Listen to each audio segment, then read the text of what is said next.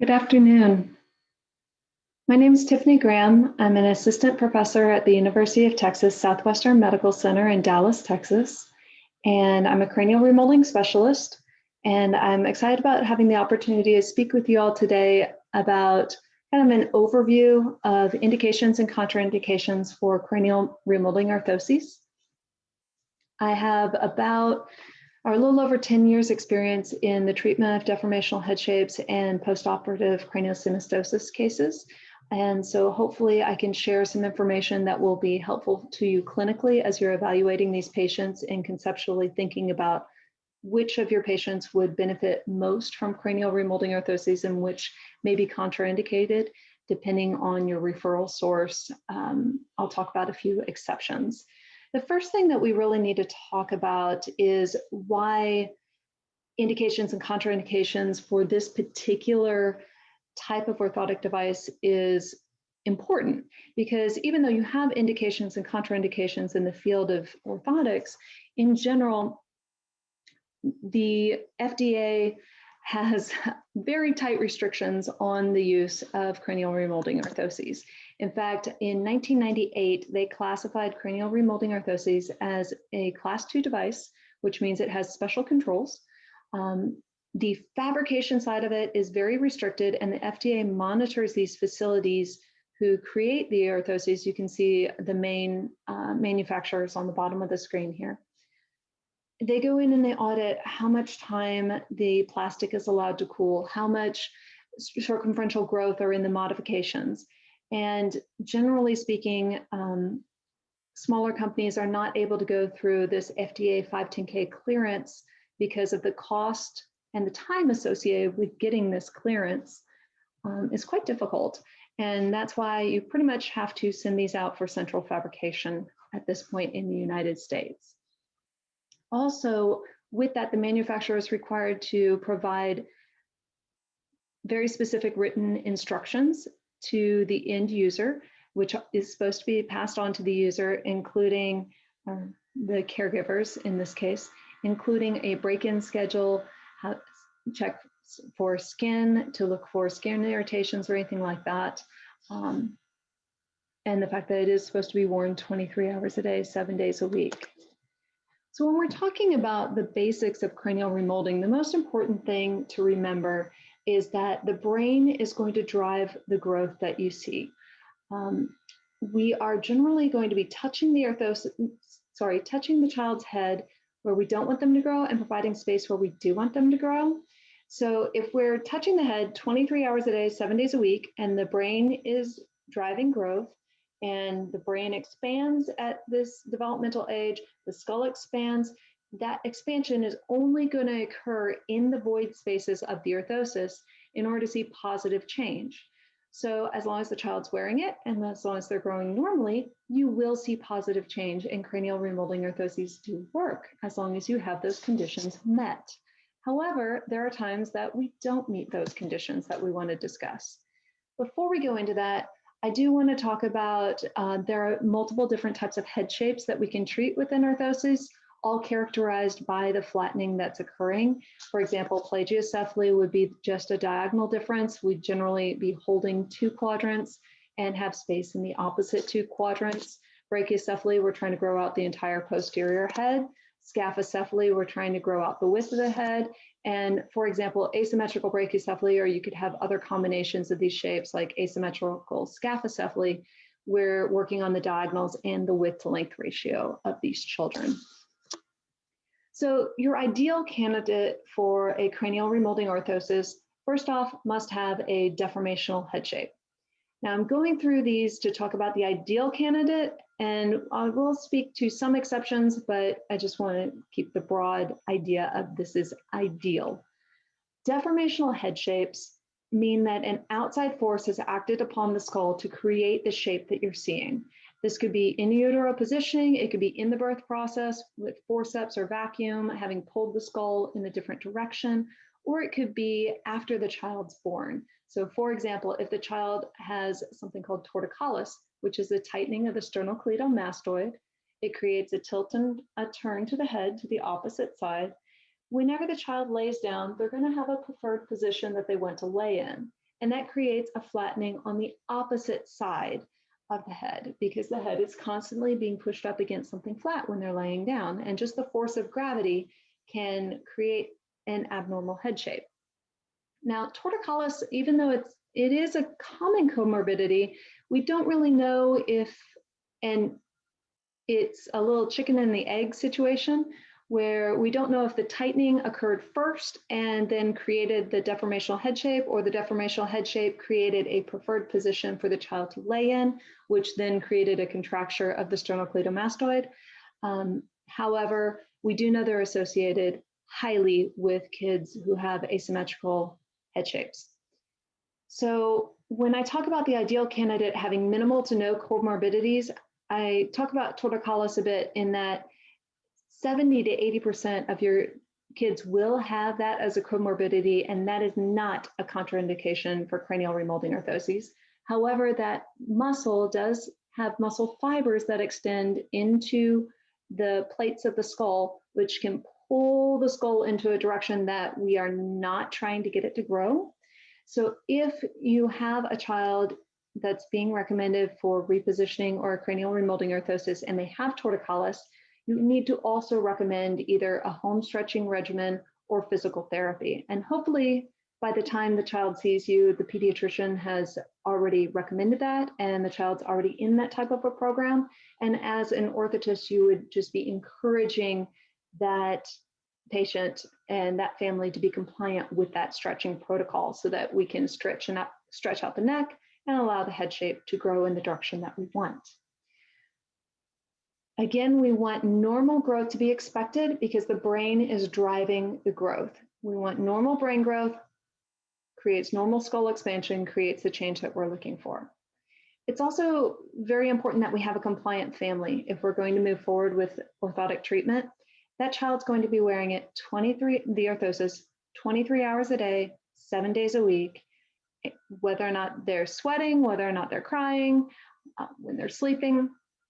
And if the parents are not going to have them wear it 23 hours a day, that child's head, again, is growing 24 hours a day. So if we are touching the head where we don't want it to grow, and the child's growing without being in the orthosis, then those holding zones are now getting excessive pressure, and the child can get crazy bad skin irritations from that. And then the parents need to come in for adjustments, and you can only adjust so much before you're allowing for unwanted growth and you're not getting the correction that you want. So very important to have a compliant family. They also need to be compliant with the skin checks. Now, the FDA recommends that the skin be checked every, I believe, 2 to 4 hours. However, I don't know very many parents that are going to wake up a child in the middle of the night who is sleeping and check the skin. So it's very important to emphasize morning skin checks and skin checks throughout the day so that if a problem does occur and the child is getting pressure, irritation from the orthosis, it's noticed before the child goes to sleep. I have noticed the worst skin irritations after parents do a full day without actually checking the skin. The child actually has an ulcer. So we need to make sure we have a compliant family before ever recommending an orthosis. We also need to have had repositioning already attempted. And the reason for this is because repositioning is a very cost-effective treatment. Basically, it's free. It's just the parent going in and turning the child's head away from their preferred side in order to allow the force of gravity to try to touch the head where it's already bossed and try to create growth in the opposite direction. It's basically trying to do the opposite of what happened in order to create the deformational head shape. Now, if repositioning has already been attempted, or the child is so old that they don't stay in one place, so that's generally over about 6 months, repositioning is not going to be effective because you can't keep the child in one position. They're no longer swaddled, they are sitting up, they're rolling around, they might be crawling already. So it's just very hard to get any effect to that. If repositioning has already been attempted and it's not working, then it may be time to move forward with an orthosis. Ideally, you would want these candidates to be very young, preferably in the 3 to 6 month age range. I'm going to go into a little bit more detail about why we want them to be younger rather than older, because the FDA allows treatment between 3 and 18 months of age. So it should be a pretty wide range of when we can get treatment. However, the head circumference grows much more rapidly when the child is younger than it does when they're older. Between birth and 3 months of age, it's growing approximately 2 centimeters per month in circumference. And this chart right here, if you have a child or if you're deal much with cranial remolding, you're going to be very familiar with this, but if you're not, I'm going to orient you for a moment. This is a CDC growth chart. On the x-axis is going to be child's age, and on the y in months, and on the y-axis is going to be head circumference. I have the red line is female and the black line is male. So I have the charts overlaid here as to what is average. But basically what I want you to see is that the younger they are, the faster they grow, and then it kind of levels off as they get older. In fact, around 18 months of age, it takes an additional 18 months to get that same 2 centimeters of circumferential head growth. So our target is in that 3 to 6 month age range, where they're really growing quite rapidly still. However, they already have enough independent head control to be able to wear the orthosis. And they are also not growing so rapidly that we might outgrow the orthosis before the kids are sitting up and moving around and the skull starts to solidify a bit. Let's talk a bit about contraindications now. Now that we have identified our ideal candidate, normal growth potential, normal brain growth, very little comorbidities.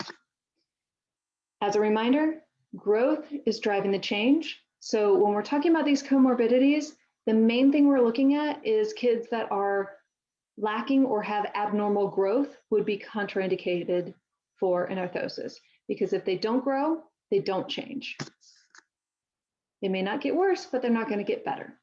The first contraindication I want to talk about is preoperative, and I'll talk more about that, craniosynostosis. Craniosynostosis is defined as the premature fusion of one or more of the cranial sutures. It occurs generally in the population of 1 per 2,000 live births for unknown reasons. And these are all different presentations of craniosynostosis.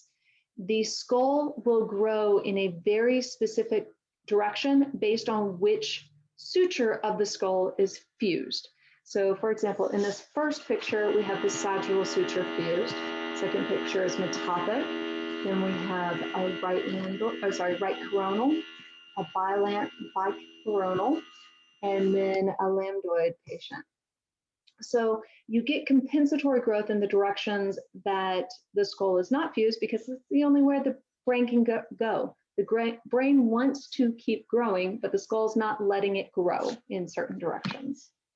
It's a contraindication if preoperative.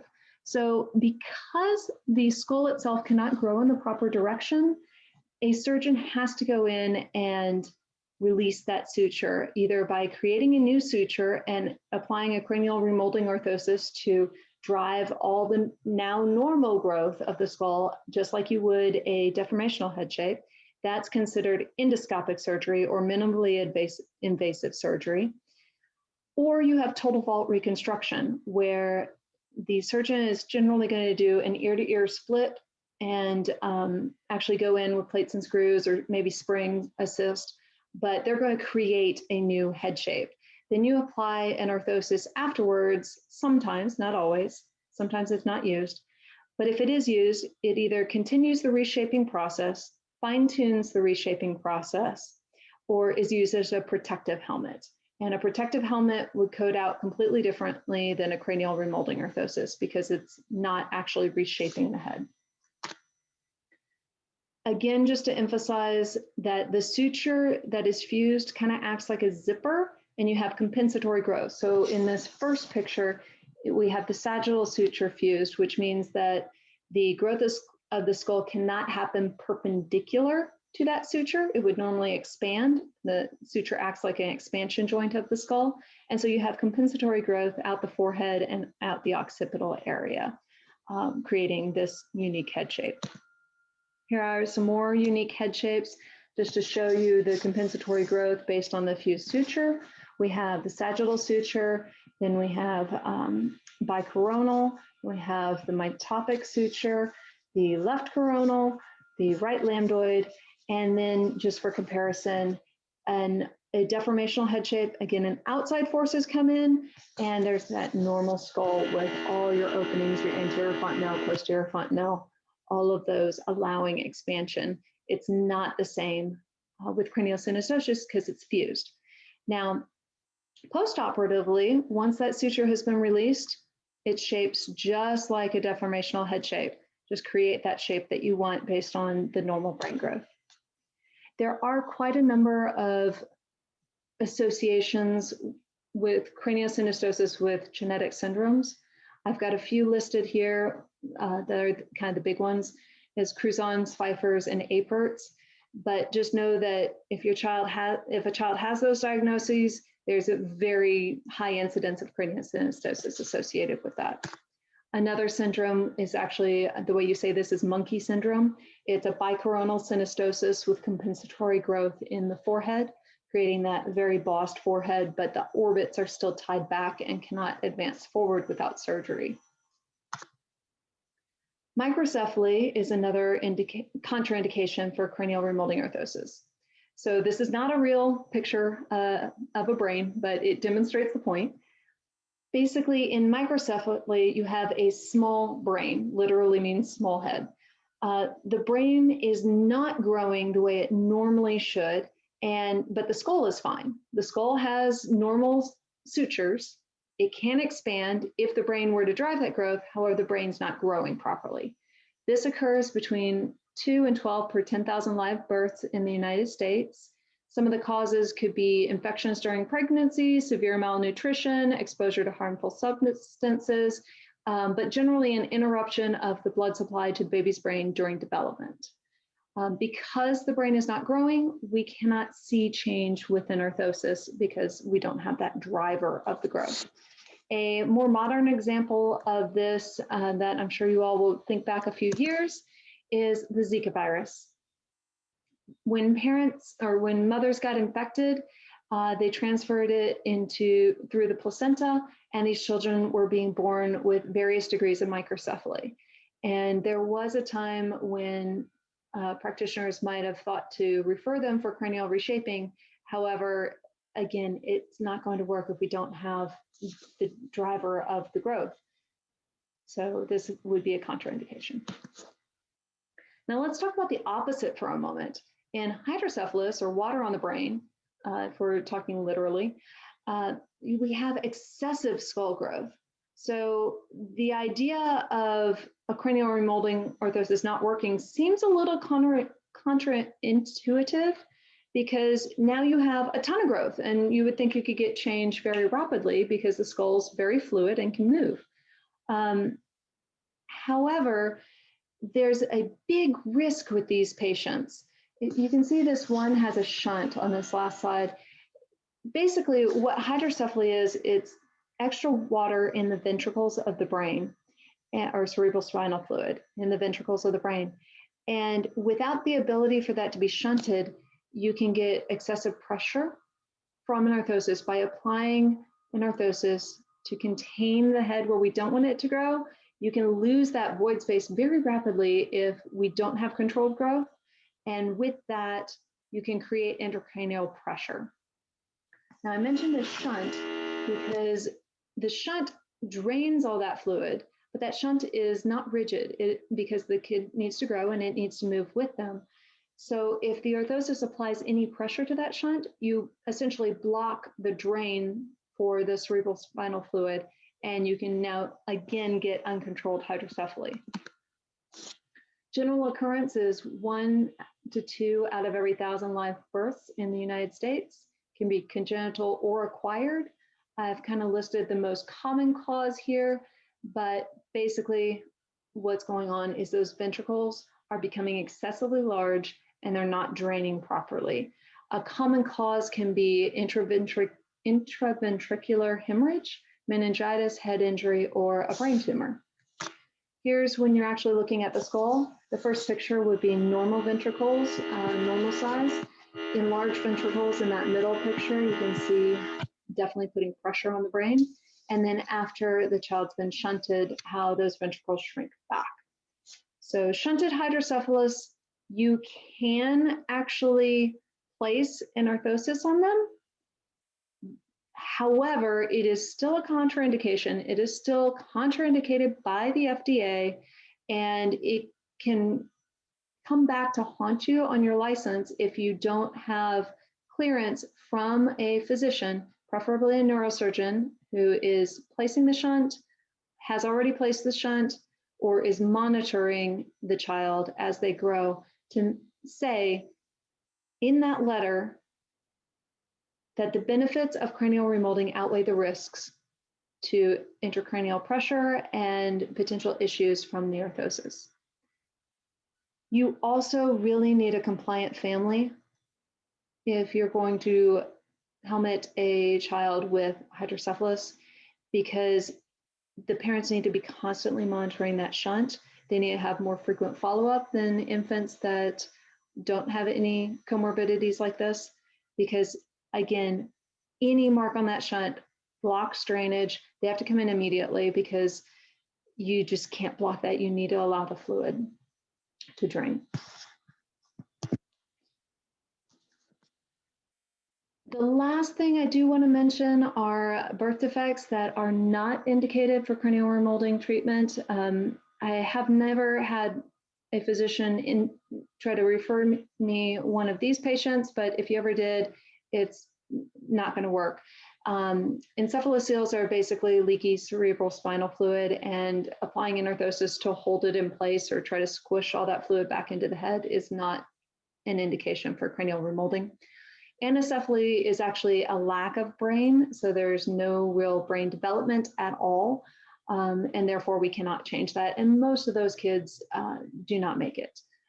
This was a rare case in which the child did survive, but generally you're not going to be referred to that because the brain matter is affected. So if you do have any questions, I would love to chat with you. I've got the chat feature going right now. I may have already answered some questions there, but if not, feel free to be there. I am monitoring it. Or you can email me directly at tiffany.graham@utsw.edu. And thank you again for this opportunity to present. I hope that gave you a little bit more of a broad view of why we want to look at indications and contraindications before we ever have a child move forward with cranial remolding orthotic treatment. And if you ever have any questions in the future, also feel free to contact me. Have a wonderful rest of the conference, and thank you.